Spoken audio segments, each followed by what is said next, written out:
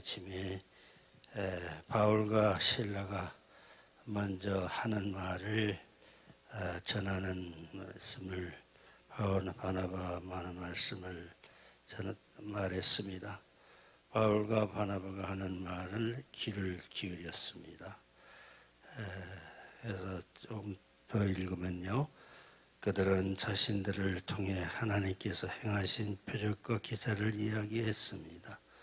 그들은 이야기를 마치자 야고보가 받아 말했습니다. 형제들이여, 내 말을 들어보십시오. 하나님께서 자기 이름을 위해 처음 어떻게 이방 사람들 백성 가운데 불러내 찾아오셨는가를 시몬 베드로가 말을 해주었습니다. 예언자들의 말씀도 이것과 일치합니다. 기록되기를 이일 후에 내가 돌아와 다윗의 무너진 장막을 다시 지을 것이다. 폐허가 된 것을 내가 다시 짓고 내가 회복시킬 것이다. 그러면은 남은 사람들과 내 이름으로 일컬음 받는 모든 이방 사람들이 주를 찾을 것이다. 이것은 오래전부터 이 일을 알게 해주신 여호와의 말씀이다. 이렇게 말했어요. 이것은 2차 전도 여행 시에 하신 바울과 바나바가 한 말인 것입니다. 그래서 공동체는 모이기에 힘쓴 결과입니다. 모이기에 힘쓰라. 성경도 말씀을 그렇게 하고 있습니다. 모일 때 하나님의 은혜가 임하고 성령님이 역사하시는 것은 우리가 영적인 상식으로 잘 아는 것입니다. 그래서 모일 때 바울과 바나바가 하는 말과 같이 우리들도 하나님의 말씀을 모이기에 힘쓴다 하는 그런 차원에서 우리가 말을 할 때에 성령님이 우리를 가르쳐 주시고 우리에게 역사하시고 우리의 말할 것과 또 우리가 앞으로 어떻게 해야 할 것인가 하는 것을 말해주고 있습니다. 그래서 이 말씀을 통해서 우리가 생각하는 것은 이제 전도하는 데 있어서는 하나님의 말씀에 따라서 복음을 전하는 일을 우리가 열심히 해야 하는 것이다. 그러면 앞으로 해야 할 일을 또 가르쳐 주시는다. 그것이 성령님이 하시는 일인 것입니다. 성령님은 우리가 앞으로 할 일을 가르쳐 주시면 그것을 다 마치면 또 성령께서 내 마음속에 전도자의 마음속에 또 할 일을 가르쳐 주셔요. 그렇게 한 가지씩 우리가 행해 나아가면은 하나님의 뜻이 이루어지는 것이다. 이방 민족에게도 복음을 전한다. 복음이 무엇입니까? 그것은 율법을 행함으로 구원을 얻는 것이 아니라 믿음으로 구원을 얻는다.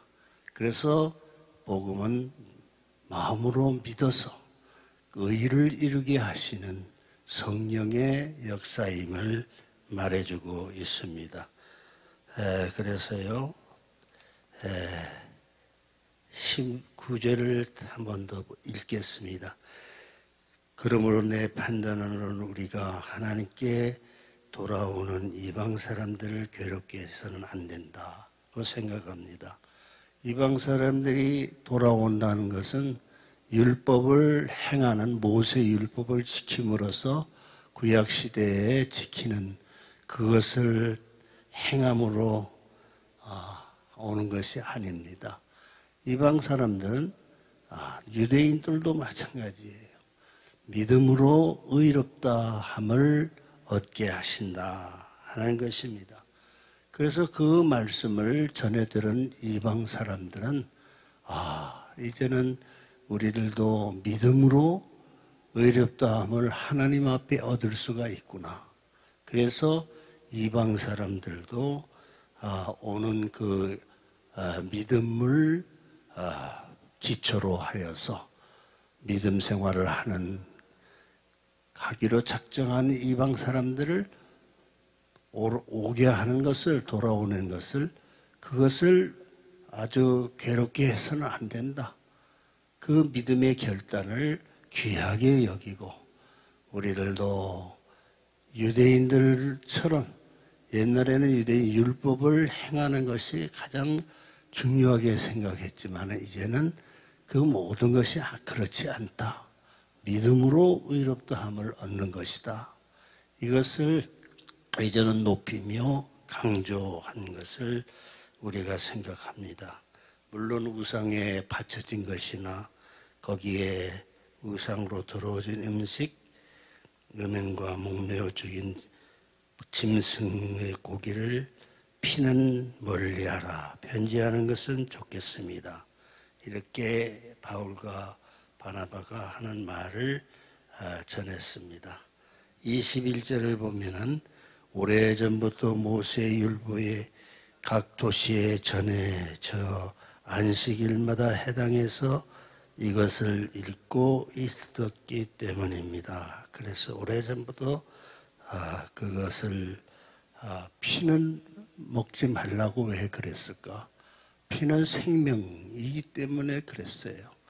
그 생명을, 그것을 먹는 그러한 실수를 하지 말라 하는 것을 말해주고 있습니다.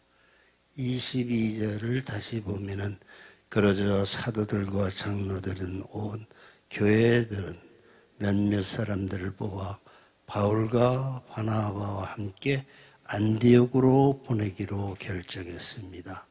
그래서 뽑힌 사람들을 형제 가운데서 지도자인 바사바라도 하는 유다와 실라였습니다. 그들은 사람들 다음과 같은 편지를 보냈습니다. 여러분들의 형제인 사도들과 장로들이 안디옥과 시리아 길리기아에 있는 이방의 사람들 문안드립니다. 우리 가운데 어떤 사람이 여러분들이 가서 우리가 시키지도 않는 말을 해서 여러분들을 괴롭게 하고 여러분들의 마음을 아프게 했다는 소식을 들었습니다. 시키지도 않는 말은 무엇인가? 옛날로 또 돌아가서는 안 된다 하는 것이에요. 그것은 모세의 율법을 지켜서 의롭다함을 얻어서 구원받는 그 시대는 지나갔다. 영적인 차원에서 그것은 다시 말해서는 아니 된다. 그래서 시키지도 않는 말을 대서 이방 사람들의 마음을 괴롭게 해서는 아니 된다. 그것은 아니다. 이제는 믿음으로 의롭다함을 얻는다.